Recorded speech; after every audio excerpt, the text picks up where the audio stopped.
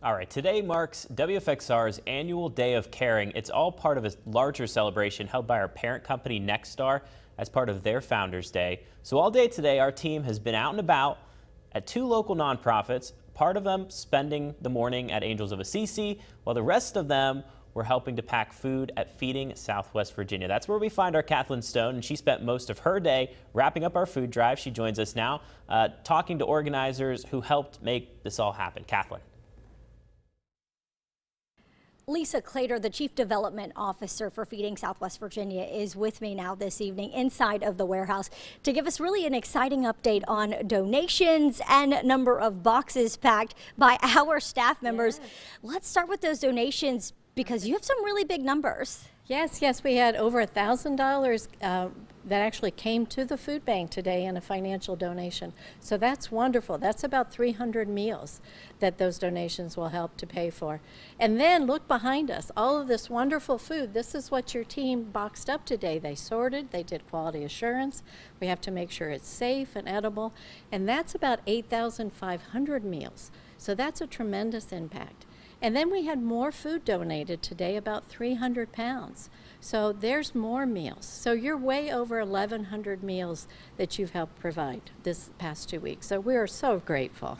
Well, and I have to say, to box up those meals this morning was a lot of fun. I didn't exactly like doing all of the math that James asked me to do just because, you know, makes you think. But it was so enjoyable to get through everything and to know that we're helping so many families. How great is the need right now? It's great. We, you know, pre-pandemic, we had folks that were suffering. During the pandemic, our numbers increased drastically. There were folks new to hunger, newly unemployed. Now we are seeing that stabilize a little bit, but now with inflation, with increased food costs, increased rent, and gas prices, even our own gas prices are up over 56%. So unfortunately, the need is starting to creep up.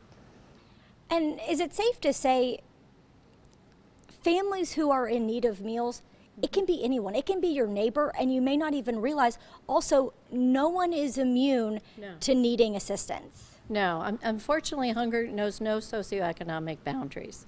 Any zip code can be impacted.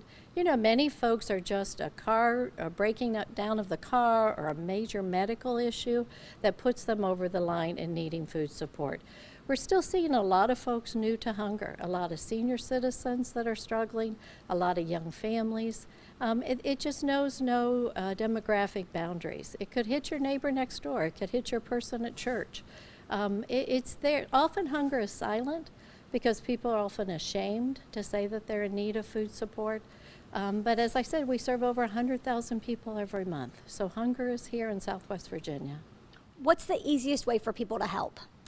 Well, we can always use food donations. You can drop off food at our site any day of the week. We have a food donation box out there. You can always drop a donation off too financially. Sometimes financial donations are even better because of our bulk buying power. I can buy more food with $1 than you can at a grocery store. And then also you can just go online to support any of our children's programs, our senior programs, or our pantry programs. We only do what we do with financial support from the community and with our volunteers. Well, Lisa, thank you for taking the time to speak with us, and thank you for allowing us to volunteer today. Thank you so much. Of course, if you missed any of that information and you'd like to give to Feeding Southwest Virginia, we have that information on our website, WFXRTV.com. In Salem, Kathleen Stone, WFXR News.